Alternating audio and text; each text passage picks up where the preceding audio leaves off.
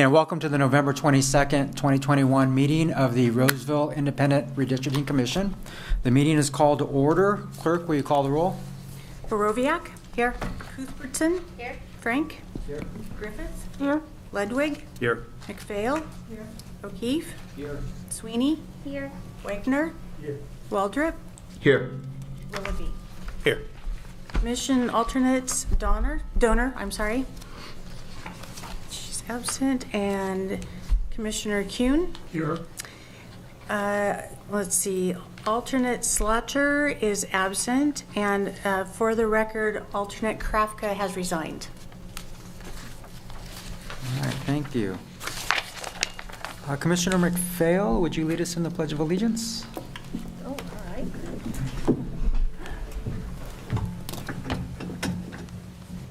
I pledge allegiance to the flag of the United States of America and to the republic for which it stands, one nation, under God, indivisible, with liberty and justice for all.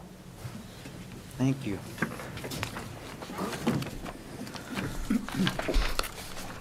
All right, we'll open up to public comments to discuss anything that's not on the agenda. If you'd like to call in for public comment, the number is 916-774-5353. And I understand there's a 30-second kind of delay, so we'll wait.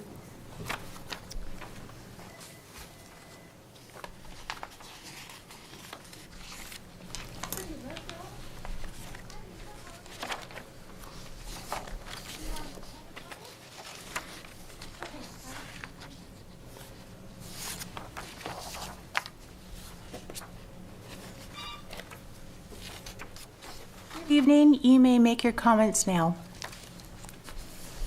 Good evening. Yes, my name is Lisa. I'm a Roseville resident, and I am calling to make a comment. And again, thank you for letting some of us participate from home remotely where we're safe and sound. I would like to make comment about the upcoming meeting, the next meeting, which as of right now will not be available through public comment. So I would like to see that extended so that we can continue to participate.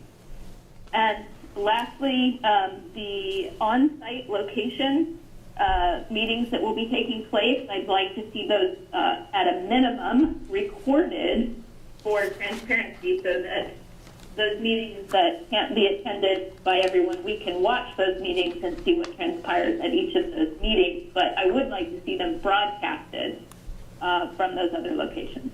Those are my comments. Thank you so much. Thank you. Thank you. So the next meeting that she was talking about, is that in these chambers? On December 20th. Yes, it is. So they can call in still, right? Correct. So if you recall from the last time, our initial resolution covered the first 30 days. And so that 30-day period, our last meeting was October 25th, and so that 30-day period is going to cover us through November 24th. So that's why we don't have the item before us today to go over the renewal of the AB 361 resolution. So this would be something that could be agendized for the next meeting on December 20th. December 20th. And kind of like we did last time, we would vote on it and then... Correct. And just so everyone is aware, what we would be doing at that next meeting is if we want to continue allowing remote telephonic participation at that meeting beyond this initial 30-day period, we need to confirm the circumstances of the state of emergency and make similar required findings. And you do that for every 30 days thereafter. So we're really doing that at the December 20th meeting, and that would carry us into January 19th, 20th. So Is there any comment from commissioners regarding... So well, first off, I do want to point out this is not an item on the agenda tonight. It's not anything that the board can discuss or take action on. I know this is a subject that this commission wants to discuss, and I'm happy to. We're going to put this on the next agenda. Like I said, this first AB 361 resolution covered this time period, and with regard to the commenters' other comments about having the other meetings be recorded and whatnot, that can all be part of the discussion in the future as well. okay. Did you still want to reply or wait till next meeting? No, I didn't have anything. Okay. Are there any other callers? Okay, and there's no one in the audience, so we'll move on to item 5.1, minutes of the previous meeting. The minutes have been distributed. Are there any questions, comments, or amendments to the meeting minutes? Seeing none, is anyone in the public wanting to discuss the meeting minutes? Seeing and probably hearing none. We'll close it for public comment. I'd like to seek a motion to approve the minutes. I move that we approve the October minutes. Second. Okay, there's a motion and a second. Roll call for approval? Commissioner Borowiak? Cuthbertson? Yes. Frank? Yes. Griffith? Ludwig? Yes. McPhail? Yes. O'Keefe? Yes. Sweeney? Yes. Wagner? Waldrop? Yes. Willoughby? All right, thank you. Next item on the agenda, 6.1, Communities of Interest Public Testimony.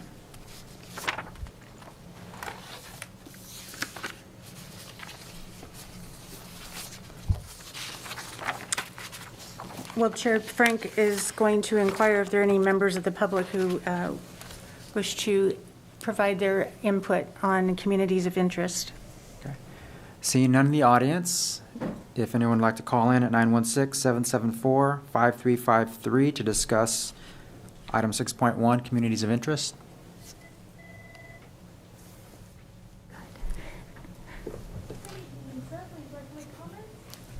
Lisa?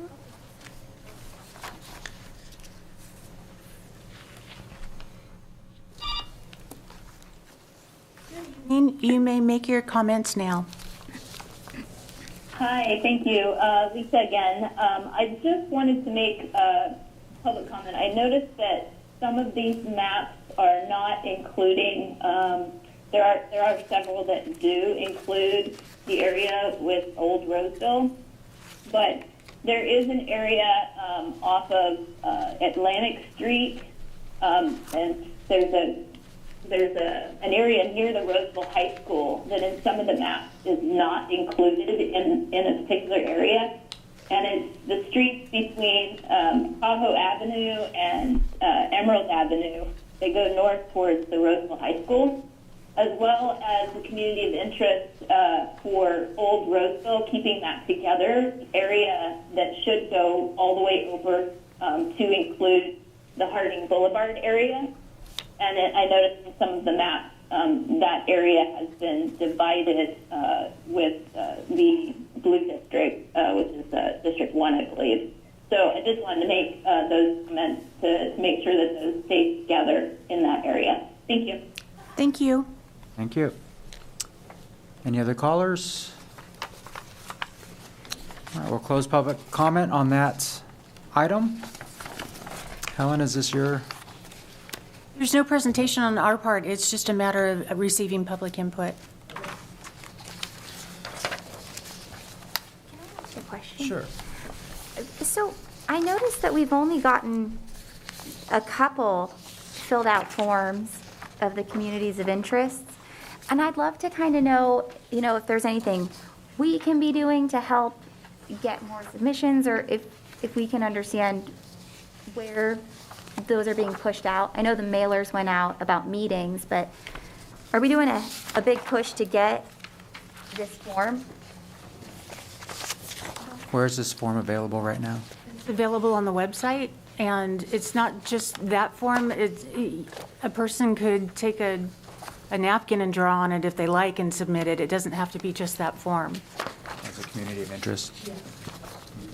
And I know that, I think since the last meeting, we've had multi-family residential added. That layer, yes. Yeah. I believe that that's going to be discussed in the next item with flow Good question. analytics. I was looking at the public map number 9, and I noticed in the version that's online, districts 4 and 5 are switched from what the paper map showed, and I wondered if that was accidental or deliberate, or...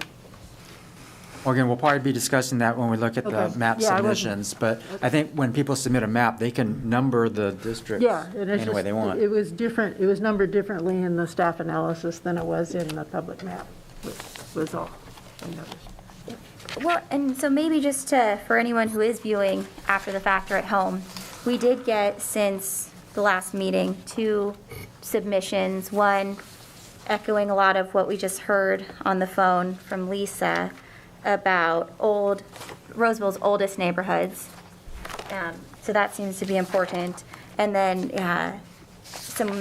an email about school zoning, which I guess speaks to the community of interest in the area. But gosh, it'd be great if you are at home, send in your community of interest form. Send us an email, please.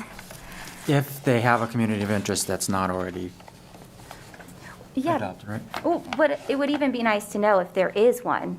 Tell us you affirm that, Important to us. Yeah, more participation.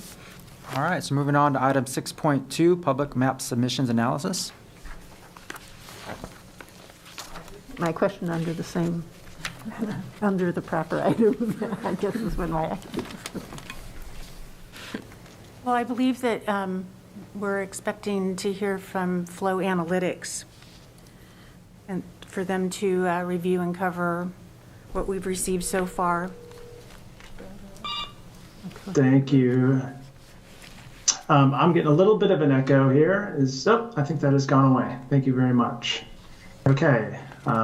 Good evening, everyone. I'm Jed Roberts, Senior Analyst with Flow Analytics. And I've prepared a set of slides here to walk you through the maps that we've received so far, and just to provide some additional context around the map analysis packets that were provided, and just kind of some overall guidance on next steps and where we'll be going from here. So I'm going to go ahead and share my screen. And let's just make sure we've got full screen here.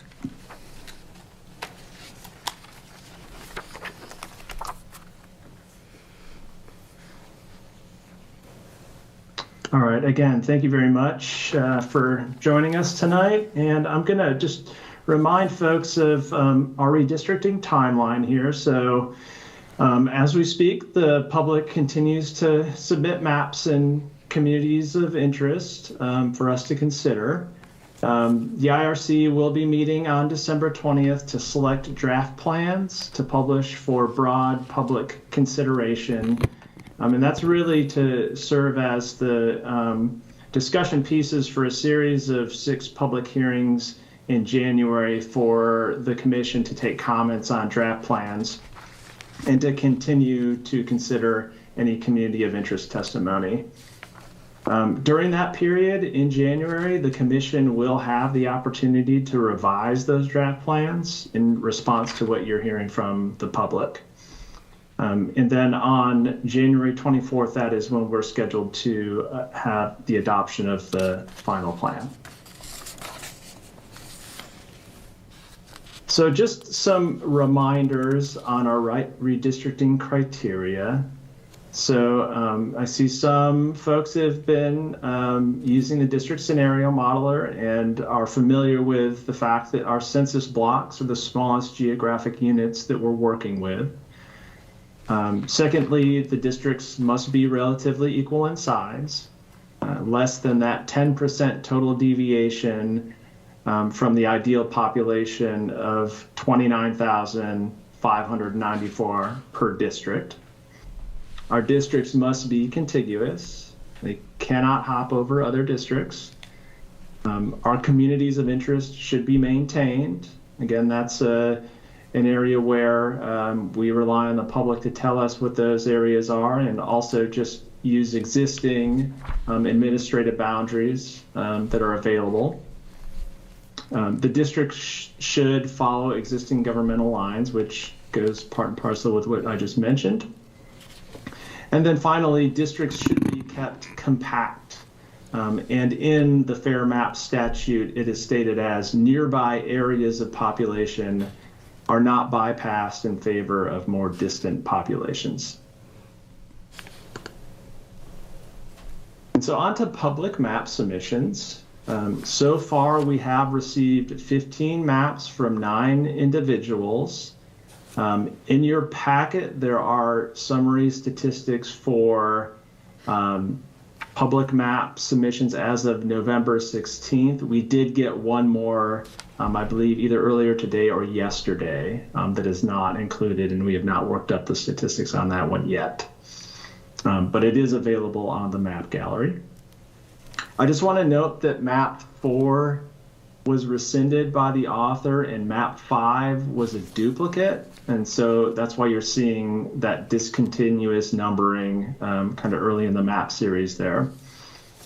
And just a reminder for folks to visit the map gallery to review the submissions, and those are as recent as today. So you'll see the most recent submission that came in either yesterday or earlier today.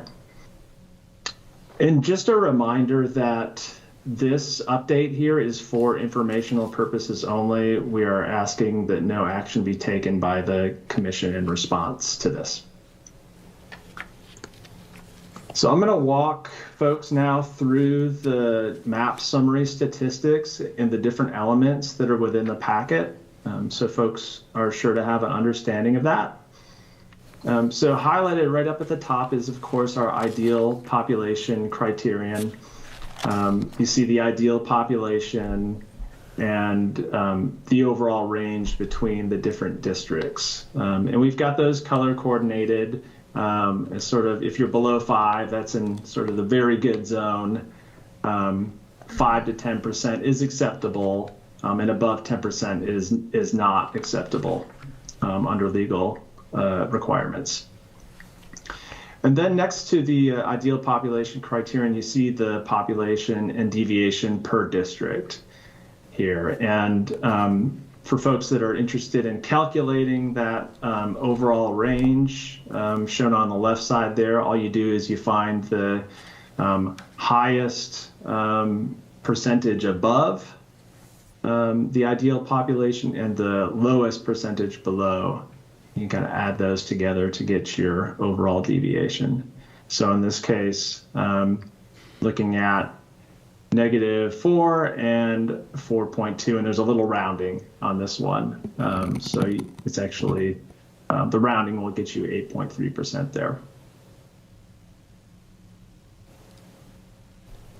The next element here is the race and ethnicity per district. So this is for all of the population within the district.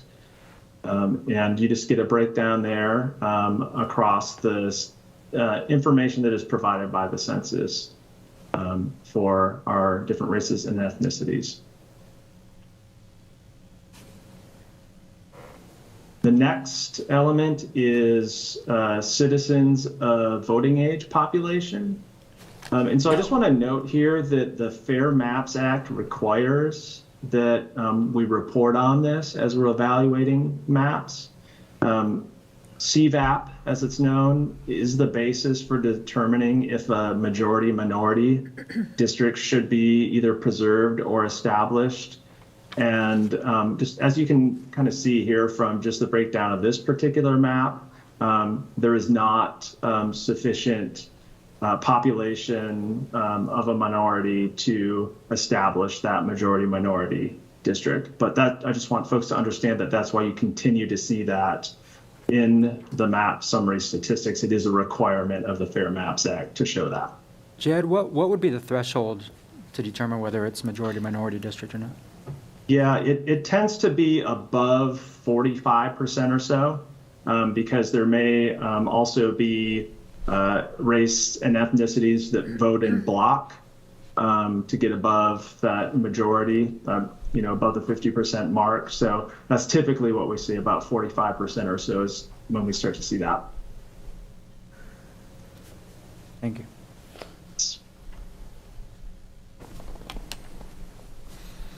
So contiguity, this is just a short narrative that you're actually not going to see in too many of the map summary statistics, because most have kept their districts contiguous, although we have seen a couple come in that do not follow this criteria.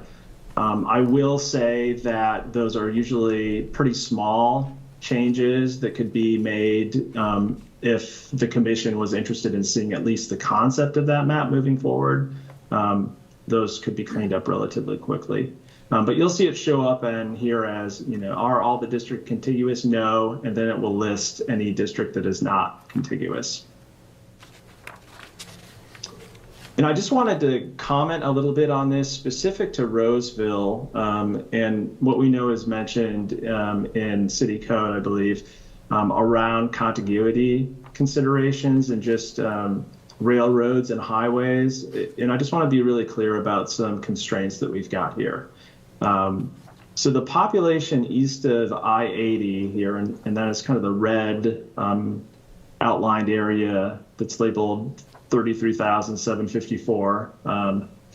That is the population in that area. And it is about 14% greater than the ideal district population. And what that means is that that area needs to be split between two districts. And for folks that have used the district scenario model, or we've seen that folks have figured that out. I just want to be really explicit about that.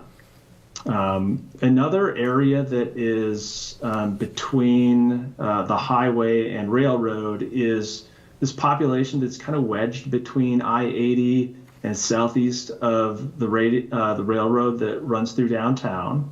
And so you see the neighborhoods there that constitute this: Folsom Road, Hillcrest, Cherry Glen, Fields Manor, Crest Haven. This is a little over 11,000 population in this area. And as you can see, much lower than the ideal district population. So this area on its own cannot constitute its own district. It will need to be lumped in with some additional areas to get near that ideal population. And then finally, this other area that is kind of an island based on, the highways is the population north of State Route 65, and that's the Stanford and Stanford Crossing neighborhoods. That also cannot constitute its own district because it's only a population of 4,994. Jed, this is Joe Mandel. I'm going to jump in real quick, and I wanted to note something here. In our city charter, Article 11, Section 11.09, sorry, there's language in here that says the commission shall adopt district boundaries using the following criteria as set forth in the following order of priority. And I want everybody to understand that priority number 1 in this list is to the extent practicable.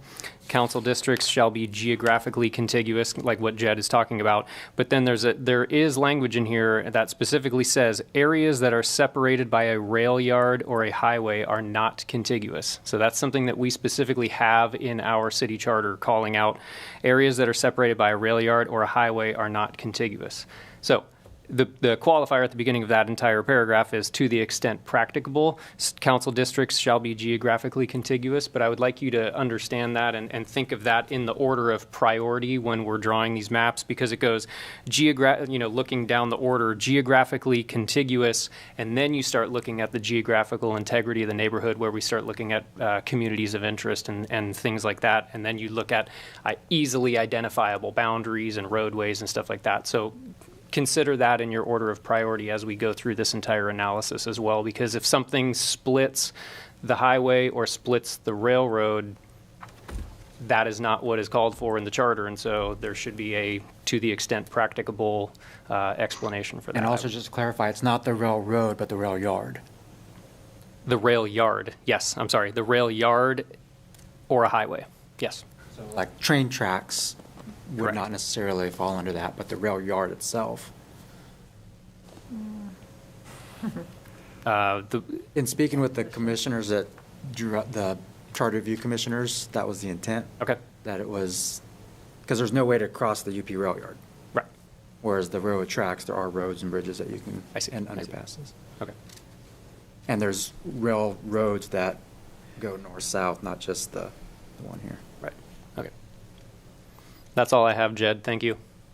I appreciate that, Joe. That's great. And to be able to meet our legal requirements, it is very practicable that we do, in fact, have to break up some of these areas and lump in these areas with others. Okay, on to the communities of interest. I just want to point out for folks that we can add some to these. I like to start small and to see if the commission is interested in seeing others listed here. But what we're showing is in this case, elementary school districts and neighborhood associations that are preserved within the minimum number of districts that they can be. And there's that qualifier of minimum number of districts because there are some communities of interest that cannot be preserved within a single district due to the size of the population that's in that area. And I think of some of the elementary school districts like they're almost covering the entire city. And so they're only going to be able to fit within, 3 or 4 districts to minimally split that particular community of interest. So just want folks to understand that we take that into account here and do not report anything that is split that has to be split, at least once or twice or however it might be. And so in this example here, you can see for neighborhood associations, which has, I think, been a nice proxy to work with for communities of interest so far. We have 37 of 45 neighborhood associations preserved within a single district. That's 82% of them. And then there's a list of those that have not been preserved within a single district. The next piece here, I don't want folks to get too wrapped up in this. There is not an official measure of compactness within the Fair Maps Act. And I think what folks really should start with is sort of the eye test. Does it appear to be compact? Again, that's a really nice description in the Fair Maps Act to say, do not bypass further areas or nearby areas for further areas. So start there. If you do find yourself in a situation where you're, really interested to see like what district is maybe more compact from a quantitative standpoint, we do have 5 different measures here that are the most common measures of compactness for these types of geographic problems. And in general, they're going to report compactness in a very similar way. Like you should see them go higher or lower or toward the more desired direction based on how truly compact a district is. But you might see it change up a little bit too. The one thing that's really important to highlight here is that for 4 of the 5 of these, you want the number to be a higher number. And so that's Polsby Popper, the Roque, the convex hull, and the length width. Higher numbers are good. For the Schwartzberg measure, lower numbers are more compact. So just want to make sure that that's spelled out and on the record for folks. It is also in the footnote that is in the map statistic packet, just to be really clear on that. So again, not something that I necessarily go to first. I use the eye test first, and then if I need to make a decision that's quantitative, I'll go to this to make a reference. And then finally, there's a map. And this shows the differences between the existing configuration. That's really just for reference.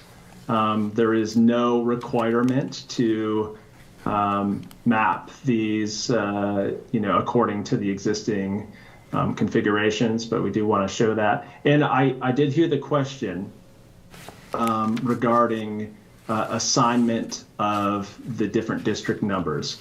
This is something that I think we can work through, but our default is to, as these come in, assign the districts similar in location, as similar as possible as they are right now, just for administrative purposes and for us to be able to compare going forward.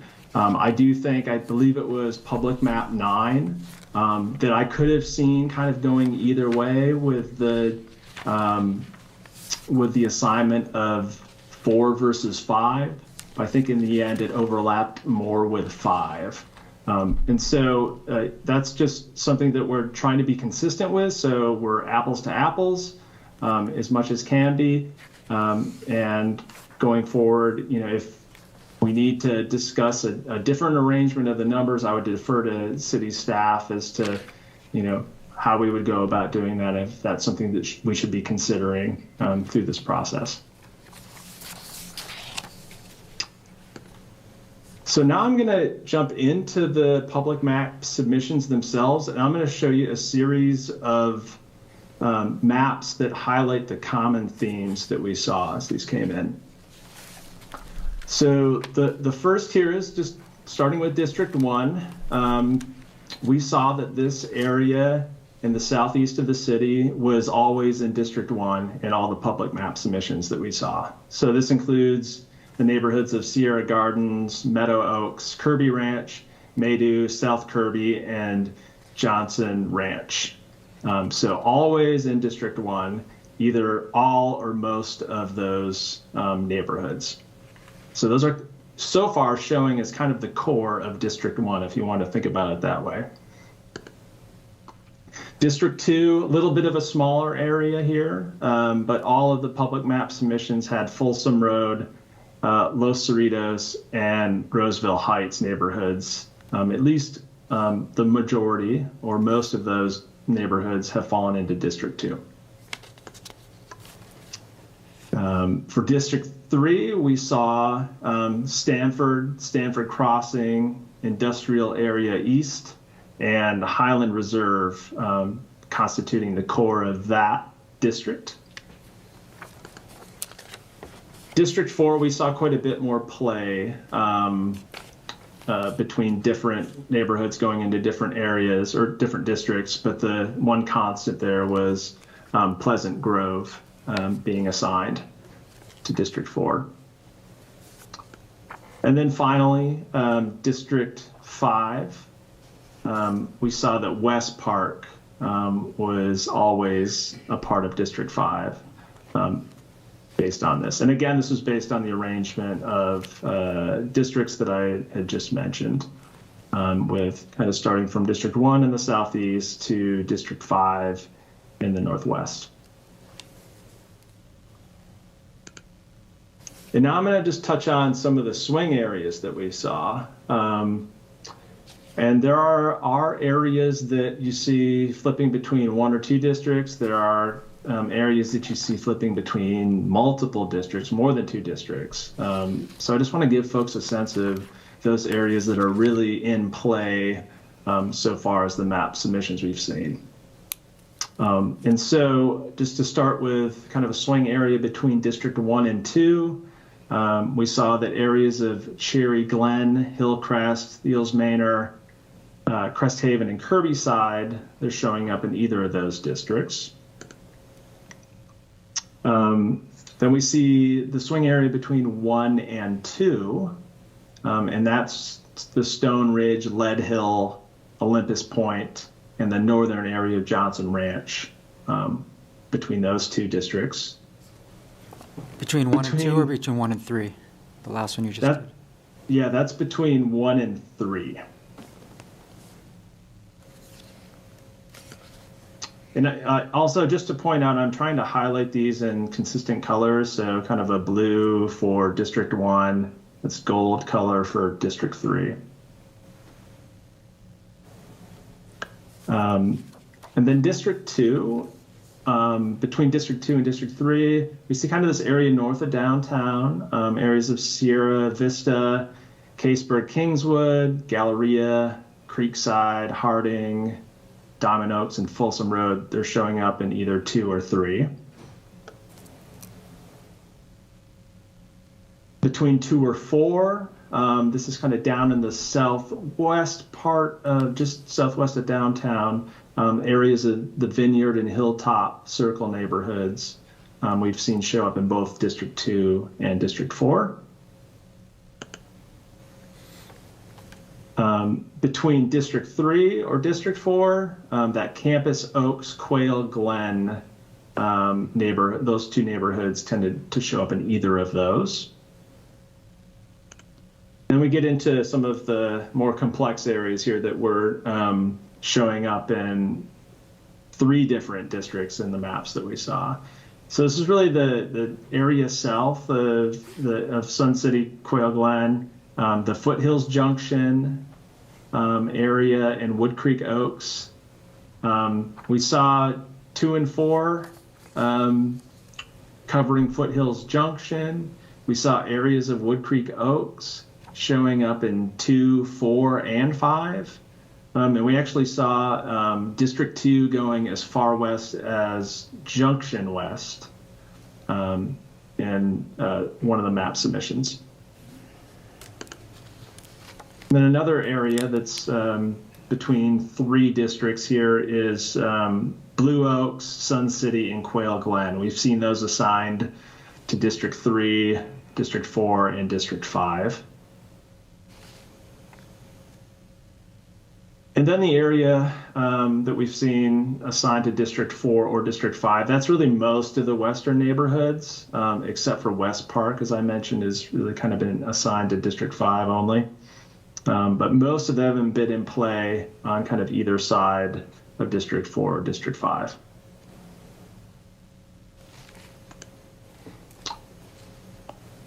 And so, we've been lucky enough to get a good number of public maps. I'm really actually pleased with the quality and quantity of maps that we've seen so far. But really, in the interest of time here, I'm going to highlight 5 maps that do a good job of balancing the redistricting criteria while also showing some of the different configurations. I don't want you to think that I'm endorsing these or think that these are the best. I just want to point out that they are doing a good job on things like the total deviation or the number of neighborhood associations that are preserved, or those, or compactness, or those sorts of things.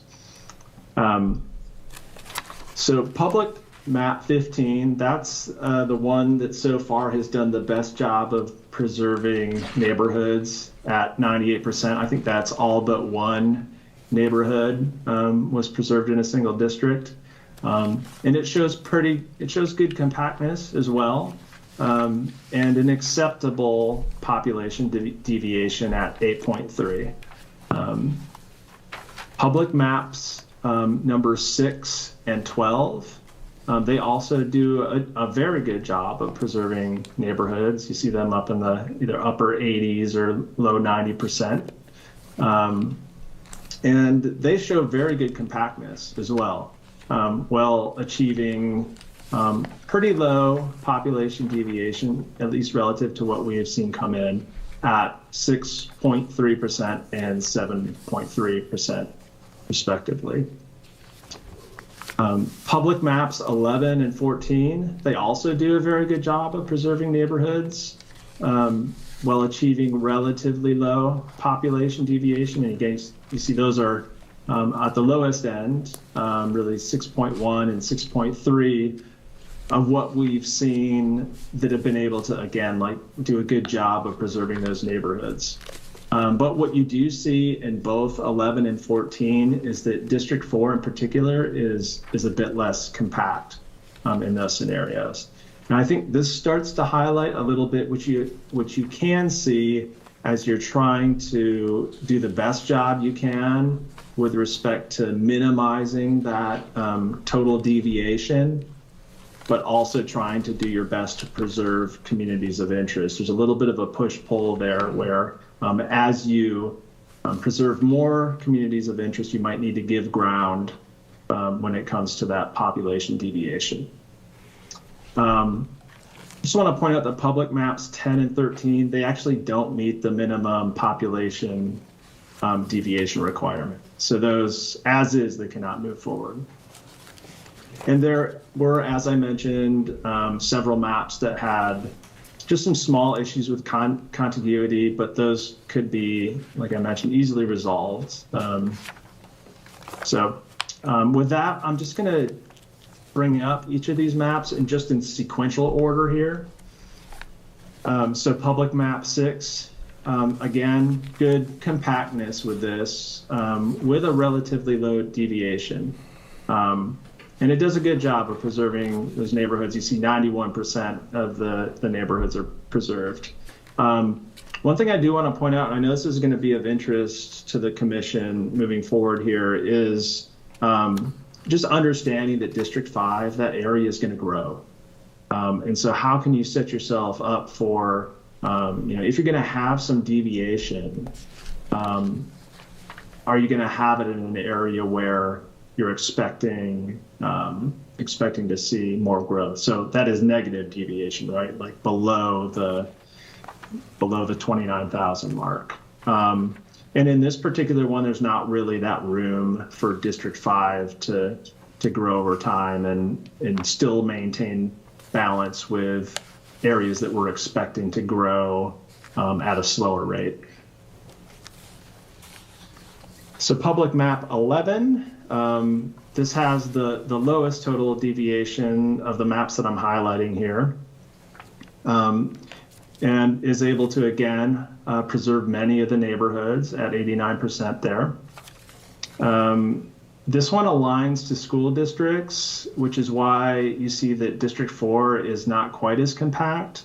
And I have noticed that school district boundary is a little bit weird out on the western edge there. And so that should be a consideration that, I think as that area is growing too, our company is also in the business of helping out school districts with attendance area changes, and those attendance areas do change, especially in areas of high growth. So that could be something to consider going forward. But an interesting thing about this particular map is that it does actually leave some room for District 5 to grow. Within that deviation, District 5 is under the ideal population. Well, I just also want to point out that in the slides here, which we were putting these together just to make sure that we could include the most recent maps here possible, but these will be going out to the commission in PDF form here. You can see that there are the comments here as they were submitted by the map author. So those are included here. And as folks know that have been looking at the map gallery, you'll also be able to find those here. Just wanted to include their verbatim comment along with these maps.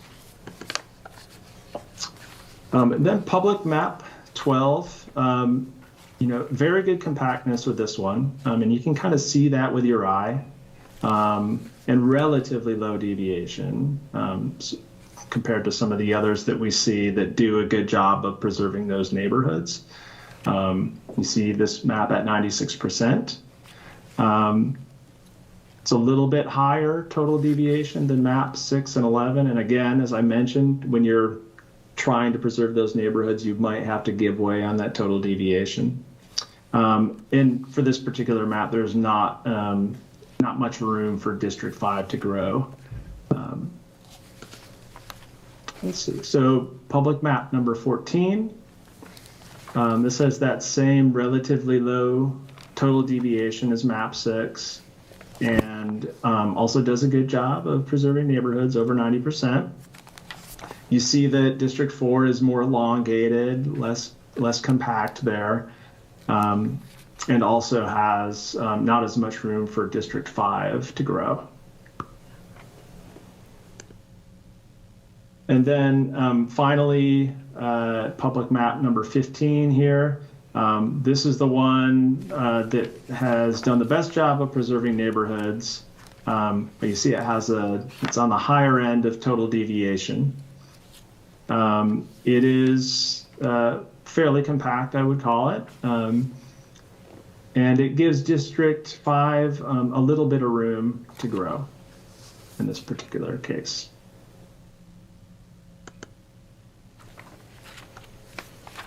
And so with that, I just wanted to walk through next steps and just remind folks that, again, this is informational tonight, no action to be taken.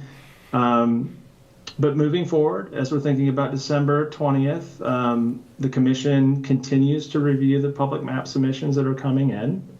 And at the December 20th meeting, the commission should come prepared to narrow maps down to what should be considered during the public outreach phase as draft plans.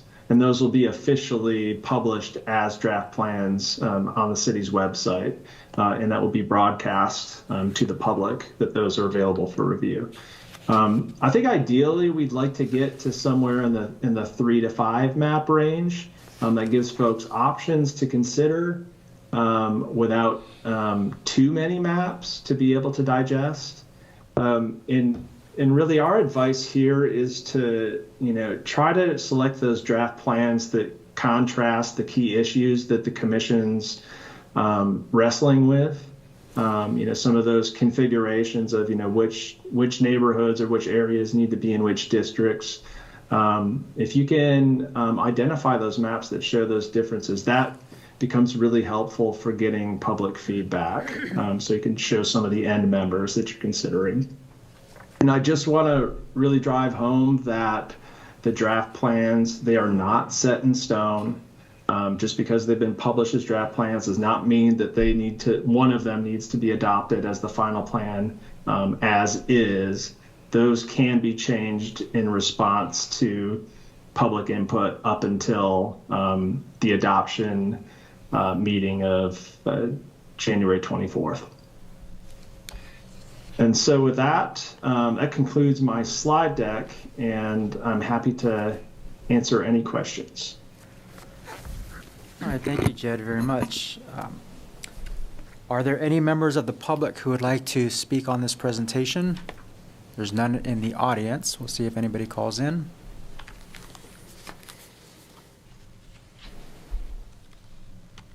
There are no callers, so I'd like to open it up to commissioners. Oh, I thought she just showed me a 0. Yep. It just rang. Oh, it just rang. Okay.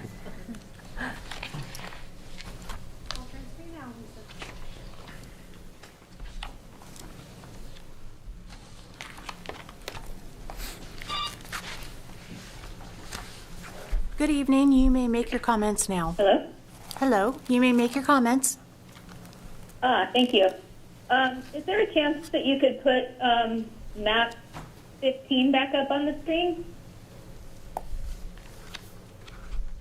Oh, I think they're gone. Yes, there is. I can do that. Okay. Yeah, I just wanted to point out the little area that I was talking about that wasn't included in some of the maps. And it's the area between Washington and Atlantic. It's like the north of that little V that dips down into Roseville. And that was one of the areas right there near Roseville High School. Mm-hmm. Sorry, I don't see it on the screen yet, but I also wanted to note another neighborhood that is a neighborhood of interest, and this one does a good job at that, and that's right off of Pleasant Grove, and it's the Highland Reserve. And there's actually a piece of Highland Reserve that is on the other side of Pleasant Grove, but they all go to the same schools and everything. So that one does a really good job keeping that part together as well. And then also on the west side, I've actually worked on a few maps, and there's an area that I wanted to point out that is on the other side of Blue Oak that's kind of part of Sun City. There's this weird little shaped piece, and it actually in the map program is showing up as part of Blue Oak community, and it's also showing up as part of Sun City community. Yeah. So I just wanted to point that out. But this does a good job, I think, with the divider of Citymint, all the new development on the west hand side. But the main thing I just wanted to point out was that area of Atlantic and Washington, that corner. It looks like a checkerboard that's not being included in some of the maps, and that is an important neighborhood of interest that I think should stick with District 2. Thank you. Lisa, are you saying it's not, what do you mean it's not being included?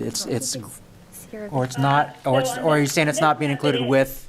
On this map, it is included, but on a lot of the public maps that were submitted, including one or two of my first maps, I didn't include that, but I've been working with the redistricting for Placer County and been getting a lot of feedback from Roseville residents, and that area right there between Washington and Atlanta with the little checkerboard right next to the high school, I am being told is a neighborhood of interest that needs to be kept with the old Roseville area all the way to Harding. So it's on a map, it's just not with the community of interest that you think it should be with? It's not included with the rest of the community in some of the other maps, yeah. In this one it is, because this one it goes all the way up to Pleasant Grove and Galleria, so this one includes it. But I just wanted to point out that little wedge that's not on some of the other ones, and I've been hearing feedback that belongs with Old Roseville, so. Is that Sierra Vista? Thank you. Thank you. The wedge that she's talking about is Sierra Vista. Okay. All right, any other public comment calls? I'd like to open it up to any questions or comments from commissioners. I do have a question. We included in our package tonight was this email from Delmar Wood. Has that been addressed back to her to answer that question? Because it really has nothing to do with the city redistricting. She's talking about a school district. How do we address that back to her or him? I don't know, Delmar. Anybody? Respond to those, but it doesn't include the city of Roseville parameters for comments. We also had another one that had to do with the state redistricting, so we did respond back and say this is not pertinent to Roseville's redistricting. We didn't say that. Okay. And just clarify, the Solaire, there is a Solaire neighborhood association within the district boundaries. All right. Anybody have any questions or comments? Mine is more one of kind of work breakdown structure. So we're gonna narrow down maps as submitted by the public.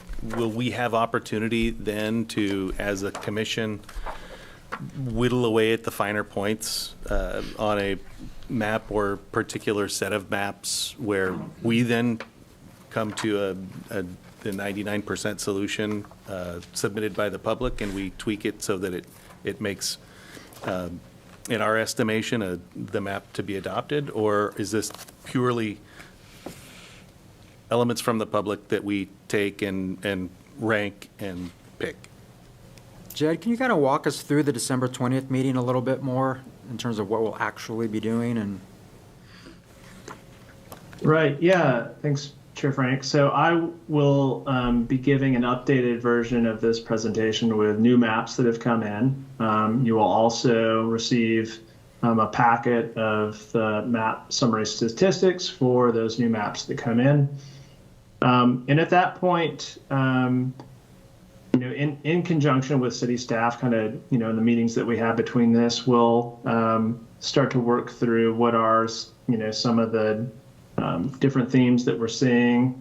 I think Chair Frank will walk that through with you as well, and just make sure that we're highlighting those. And Chair Frank, as you're hearing them, if you could, share them with me if there's specific maps that you'd like to see highlighted in the presentation, so we can have those, that would be helpful.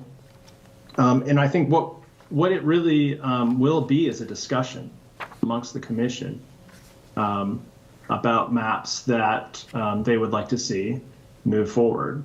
And again, it's ideally, 3 to 5 maps there. So if each commissioner has a map or two that they think does the best job of addressing the criteria and communities of interest that they'd like to put forward as a part of that discussion, we find that works very well to get that discussion going. And then from there, there's a number of ways that you can go about it. You could rank the maps. We've seen commissions do that. Take a set of maps that maybe is larger than that, number of 5, and rank those and just see which ones come out the best. We've seen just straight up votes on, a package of maps. Would you like to see, map 17, 21, and, 25 be the maps that be put forward just based on the discussion? We've seen that go forward in that way as well. So there's different ways that you can go about it, I think, depending on the number of maps that you see as viable at that point. So if we like the concept of a map, like let's say 11, that you showed how the school district was all kind of wacky, and we said, okay, we like the concept, but if you can put it back into whack, who would actually do that? Is that something that Flo gets on the computer and does it as we're speaking? Or does the person who submitted that map need to do that? Or do we need to open up a brand new map and do it? Yeah, so I would, during the meeting, take your direction, Sheriff Frank, as to how close you think that particular map is, and if it makes sense for us to do a live line drawing session. We certainly could do that if it's, a handful of census blocks that we think can swing us to where we want to get to. What I want to be careful of is, if we've got a map that we think needs a lot of work, that can really take a lot of time in the meeting. And if folks have some ideas around, what that might be ahead of time, they can, of course, take one of the map submissions as a starting point and, make those changes. And then, it will be included in the map gallery, and that can be a point of discussion during the meeting on December 20th. And Sonia, is there any way to do a survey of the commissioners before the next meeting and say, okay, what are your top, or rank from 1 to 15, and then have that as well? The only thing I'm concerned about is Brown Act violations by doing so, because there'd be discussion, there possibly could be discussion back and forth. I would feel more comfortable if it happened during the meeting. Does that answer your question? Not particularly, but that's, it's okay. It sounds to me like we make our own maps, we advocate for the map that we think is best, or we pick the one that's been submitted that's as close to the one that we would like. And I fully want to incorporate the public's commentary and feelings into this. I think Lisa has some good points that we should be cognizant of and take into account.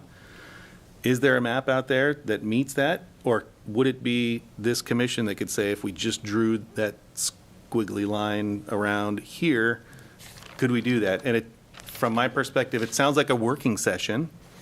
But if the chair's pleasure is that we just submit our maps and then advocate on behalf of them, again, I don't know. It seems like a much more collaborative effort to arrive at a good map, or the best map, or at least one of the maps, where the commission also has input on those public submissions to tweak them. Right. I think at the next meeting, to be able to, whether it's Jed or whoever it is, to be able to, as we're speaking, if you say, I like this map, but if you can, move this a little bit, and then we do, and we say, oh yeah, okay, that makes more sense. And I'm sure we've all spent a significant amount of time modeling out there. I certainly have a map that I like, but I don't know if it's not as good as some of the ones that I've seen. I'll just be honest with you.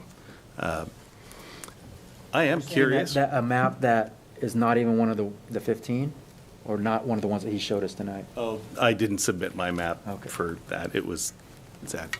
It actually wasn't sad, but some things did come to mind. Some of the census blocks in District 5, similarly sized blocks, have 200, 300, and then Shazam out on Seville, there's 1,000 population block that just kind of springs out of nowhere in new construction, single-family development. So it skews our ability to manage that and everyone's ability to draw the map correctly. That's how West Park got the way it was, too, is you get all those spaces that are going to fill in the next 10 years, too. Jed, if there's a census block that is really weird, is there any way that we can, like it goes across the street and then down the river, and can we divide a census block if it's just obviously odd? I know some of the ones that you're talking about, but we cannot. Our hands are tied. We cannot split blocks. That is a definition by the federal government with the Census Bureau, and unfortunately, we cannot. All right, more questions from commissioners?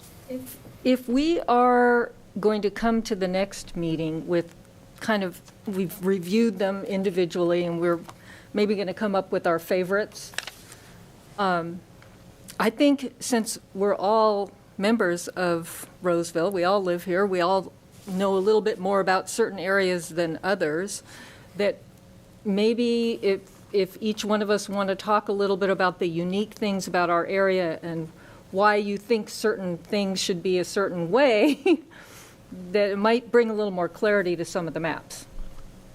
And I would like to see some discussion if there are any communities of interest that haven't come up yet from the community that you all have that we'd like to add or at least discuss, then, I think tonight would be a good time to do that. Right. Regarding the presentation, and we'll have some time tonight to discuss stuff, but regarding the presentation itself, any questions?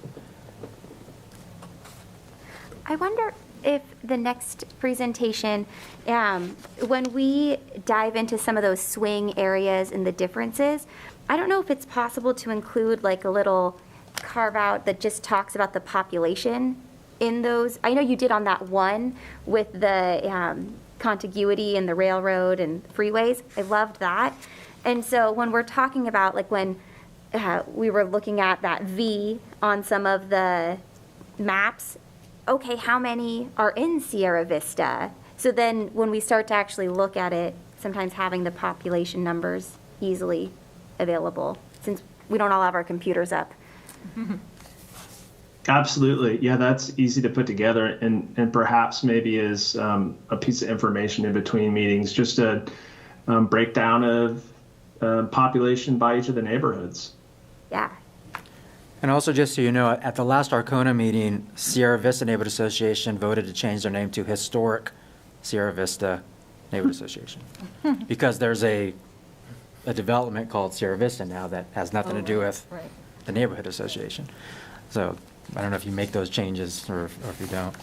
The other thing I wanted to bring up is in West Roseville, where you've got all that growth, is that you have the Sierra Vista growth there, which is a different school district than the rest of Roseville.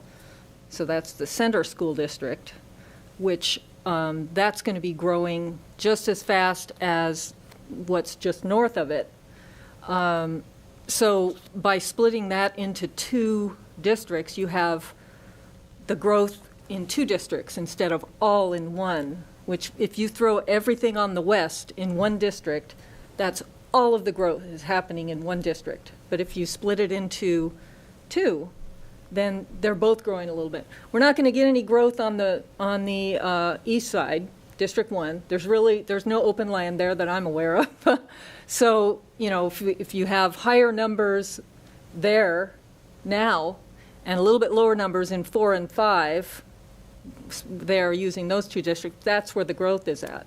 So you have a little bit more equity for the next few years until, next time this has to be done. So. Any other comments before I ask my questions? In the next, a couple things that came up in the ones that were submitted the other time, in terms of communities of interest, can we just get a map that shows where our retirement communities are? Yeah, I think we know where a lot of them are, but as new ones are being built, I want to make sure I'm not missing any. And then, is it possible to see, I know we have that nice slider on the tool, and you can view blocks by population number. Is there any way to look at, someone asked about apartments versus homes. I don't know if that's even possible to show on your map. I just was curious if there's a way to There's a look at it. community of interest now for multifamily residential, Yeah. which is, I guess, apartment. Okay, so is that But what it's that? like, they're so spread out. Well, How you would get them in one, And that's a question I had for Jed also, is that regarding race and ethnicity, and then regarding any of the other communities of interest, but particularly multifamily, again, what is the threshold, what are the rules in terms of what we can and cannot do. If there's 16% Hispanic in Roseville overall, I'm guessing we can have a district that has more than that, but then at the expense of another district? How does that work? You can. You can have a district that has more or less of a race ethnicity that does not follow the average of the city. You can do that. But at what point does that, are we lessening their voice? Because there are not significant percent of minorities that actually could constitute a seat, right? What you should be thinking about this in terms of are communities of interest that may be tied to culture.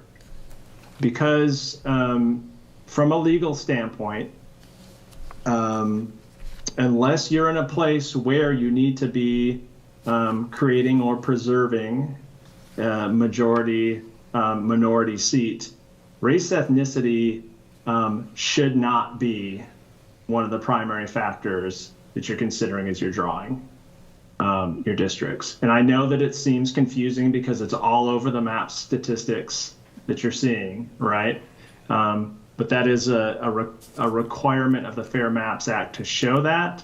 But at the same time, race and ethnicity is not supposed to be something that is a primary factor in what you are and how you're drawing your districts. And I think that Redistricting Partners did a pretty good job of going over that nuance there, but it is confusing. So what I would say, Chair Frank, is not to focus on those percentages specifically, but to think of it in terms of, if you are hearing that there's a cultural community of interest that would like to stay together, that those are the terms in which you consider that. And regarding the neighborhood associations, there are some neighborhood associations that aren't active. And so when you look up, when you click on that for communities of interest and it has a little red X by it, that just might not even be an active one anyway. And then some of them, it might say that it straddles two districts, but the part that straddles one of the district doesn't have anybody living in it. Or, for example, my neighborhood association, Stone Ridge, there's a part of it where nobody lives on the western side of the 80, which would make more sense to have it be part of District 3. But I want to try and lessen the number of neighborhood associations as much as possible that do that. But in that one, it would be okay, I think, it would make sense. And then also, at our neighborhood association meeting, I asked the board, do you prefer to have our neighborhood association in a district of one city council member, or do you want two city council members? Do you want to split our neighborhood association in order to have be in two different districts? And we were split. Some said, we just want one city council member, and others said, it'd be great to have two. So you might want to go back to your neighborhood associations. I think at some point we might want to contact the leaders of some of the neighborhood associations and say, look, a lot of these maps have your, whether it's Caseburg, a lot of the maps, your neighborhood is divided up, or Blue Oaks. Are you okay with that? And if they're not, then we might want to think about readjusting. If they are okay, then that opens up our options a little bit more.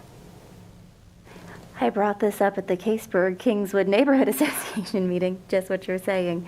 So I think if everyone could kind of go back to your point, to your neighborhood association, that is great.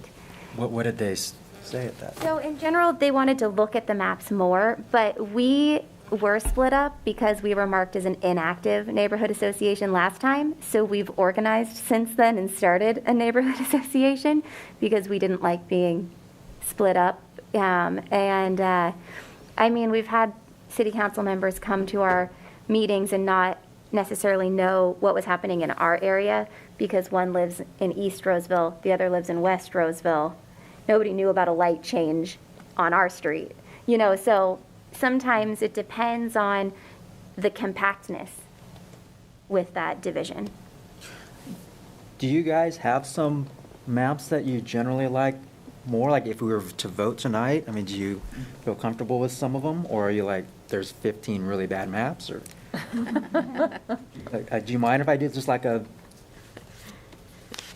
throw some grass in the wind and see? Talk about it, yeah. Well, I mean, I found Jeb's presentation really, really helpful. It kind of solidified some of my thoughts. But I mean, I think, even his short list is a good place to start. 6 kind of rose to the top prior to this meeting. But looking at, 15, 12, 14, I was but I just want to thank Jeb for that kind of breakdown. That was very, very helpful. Renee, did you have one that stood out to you, or more than one? I kind of enjoyed listening to Jed as well, and I think 15 I'll look at. I did like, I think it was 11, when he was talking about 11. But I don't have an absolute favorite yet. And 11 was one of those that would have to get tweaked a little bit Yeah. to make it more contiguous. Brian? Yeah, I thought it was really helpful to have Jed present today. That really helped me get my head around some of this.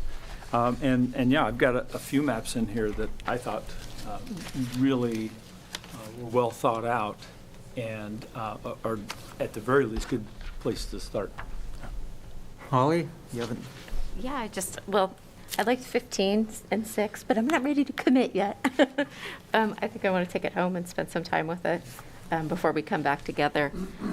But, good compactness, preserving neighborhoods, that's thumbs up for me, so, yeah. I haven't even had a chance to look at 13 and 16 yet. Yeah, I'm still kind of evaluating, I'm looking at the basic shapes, and I haven't really gotten into the neighborhood association level yet, which is one of the things I do want to do more of. Yeah. I think we all need to advocate a little bit for the areas we know the best, too. So, that being said, I like number 11, but. As a whole, do we have a preference in terms of really concentrating on the growth that's going to happen in West Roseville, or making it so the deviation is as small as possible now versus 10 years from now? Sure. Yeah. That's right. That's right. So I like 11 as well. And Karen's point of having 2 districts out there on the west side, I think is something that all of us do. And I brought that one up too because that little section that goes down the side that we were talking about changing, that is the school district. It's called the school district line. And I worked in elections most of my life, and it's like what I see is a potentially different ballot type. If you take the school district and the city council district and you have a split there, then you end up with 2 different ballots in the precinct, or in some cases, people might have to vote in a different precinct. And that's something that upsets people more than probably anything else that we'll do here, is having to vote in a different place. So you're saying don't tweak it? Well, I'm just saying we need to consider that, whether or not it follows the school district line before we tweak it. This is kind of, it's probably not as big a problem as it used to be, because I'm talking about 20 years ago, that was a big issue. Now, with half the people voting by mail, and they're training the poll workers differently probably, they're concentrating 2,000 people instead of 1,000 in a polling place, maybe this isn't even an issue anymore. But that's just, when I saw that it followed the school district line, and it was okay with me then. Yeah, that's a good point, Kevin, about the school district, because there is one thing that's really odd about,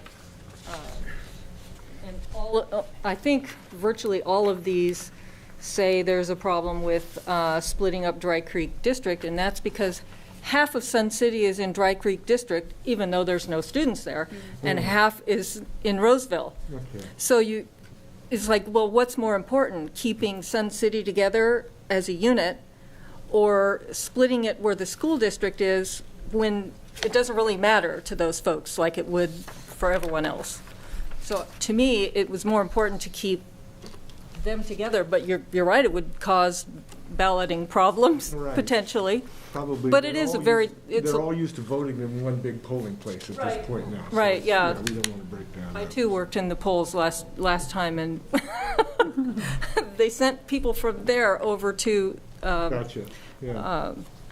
the retreat, the other retirement community, and that was like very confusing to people. Do you have any preferences or thoughts about it? 11 is definitely my first choice. But 6 and 15, I would say also very good. Andrew, what do you think? If I were to vote tonight, I'd say 11 and 15.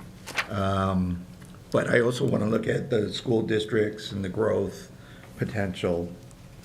And the presentation brought up a few points that I want to see and check out: the apartment situation, the senior housing.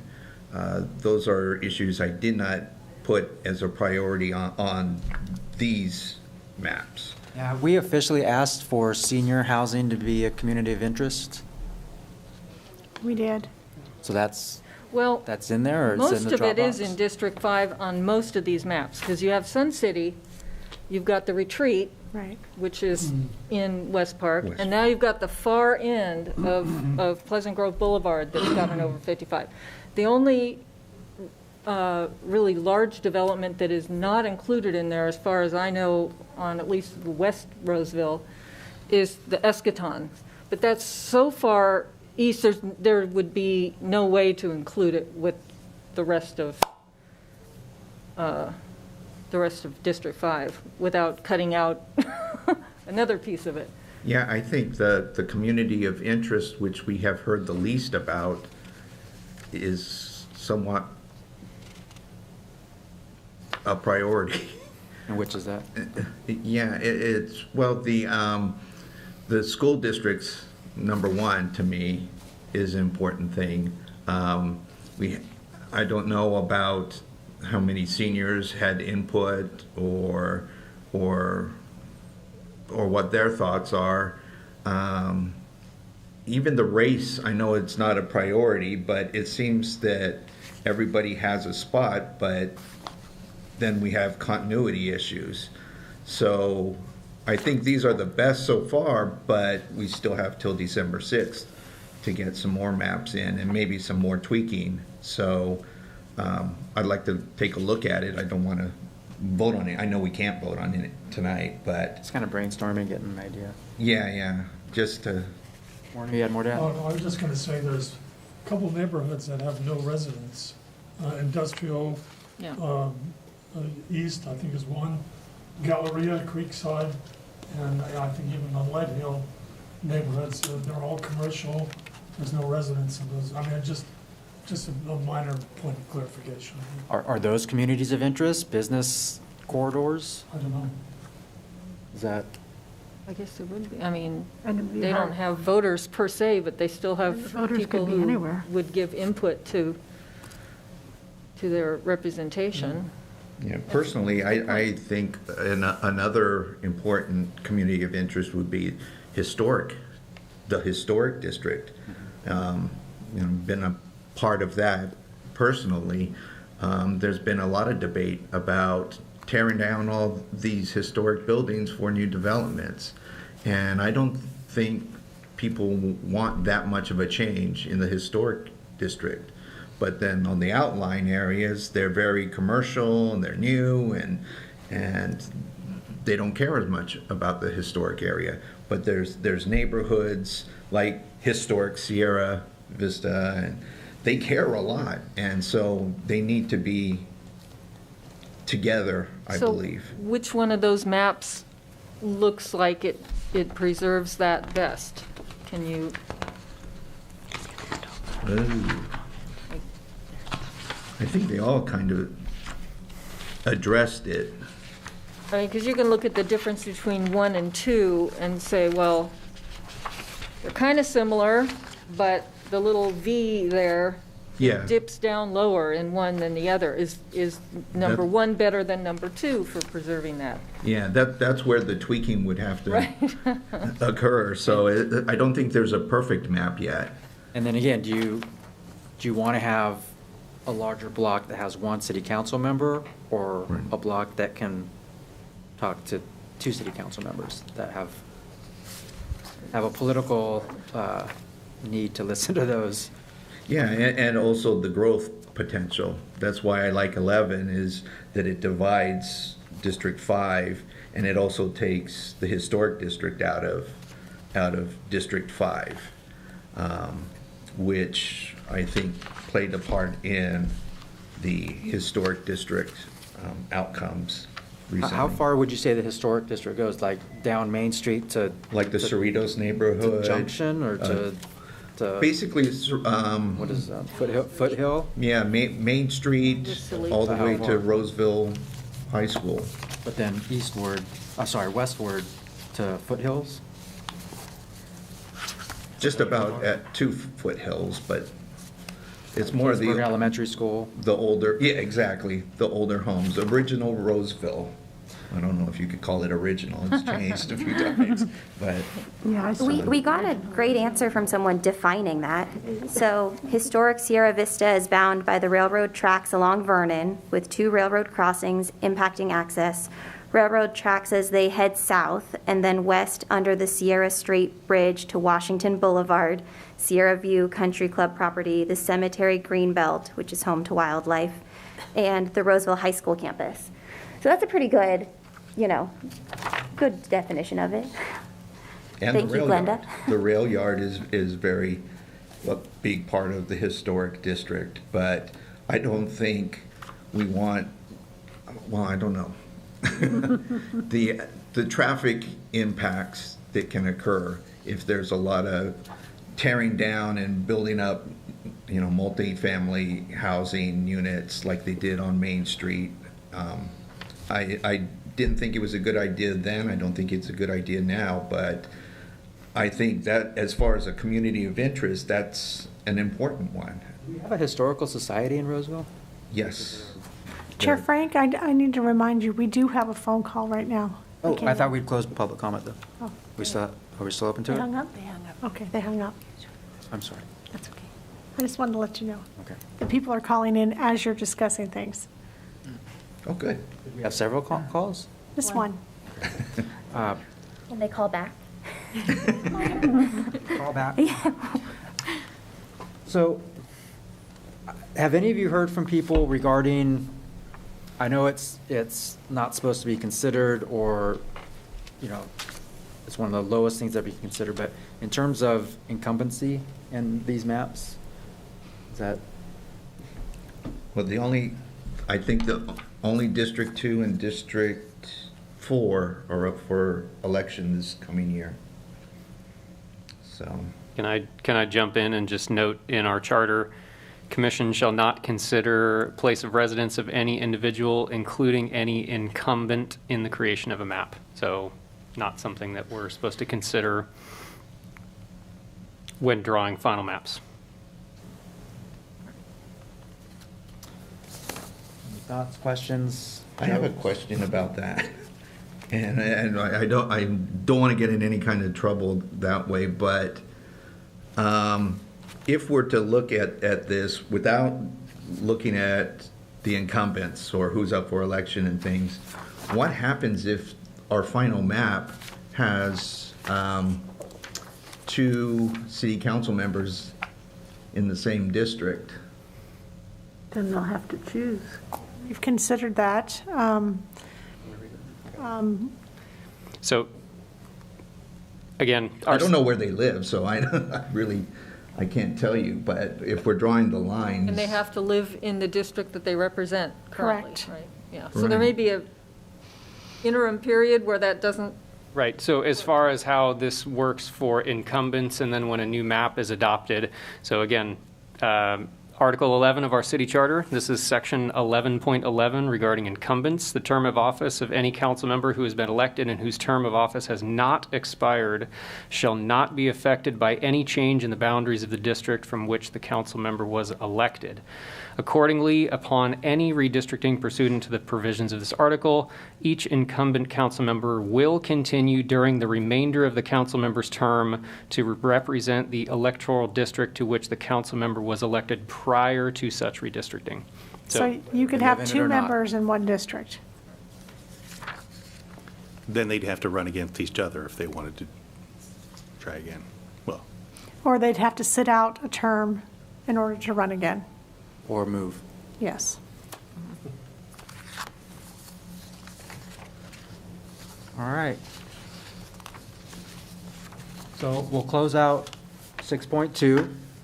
And before we adjourn, you had a... We got a phone call. We do have a phone call? No, Okay. they hung up. No more? You had something you wanted to add? Yeah, I just wanted to give a quick shout out because everyone here is interested in maps and districting. Placer County is picking their final map on November 30th, so next Tuesday. So there have been they're at the end. This is like the decision day. So if you were focused on Roseville, that is great. You know lots about our communities of interest.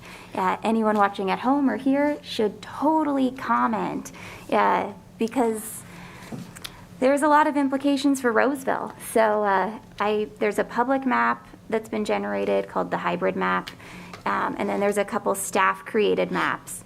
But Roseville was drawn the same in every staff-created map. And so it's just interesting to look at the historic neighborhoods we're talking about on those maps. So I'd encourage people to check it out and, take your expertise to the county next Tuesday. Anything else from staff? Good. Seek a motion for adjournment? so moved. I would move to adjourn, Chair. Okay. Second. All in favor? Roll call, or just all in favor, say aye. Aye. Opposed? All right, we're adjourned until December 20th. Everyone have a happy Thanksgiving. Thank you. Yeah. You too, thank you.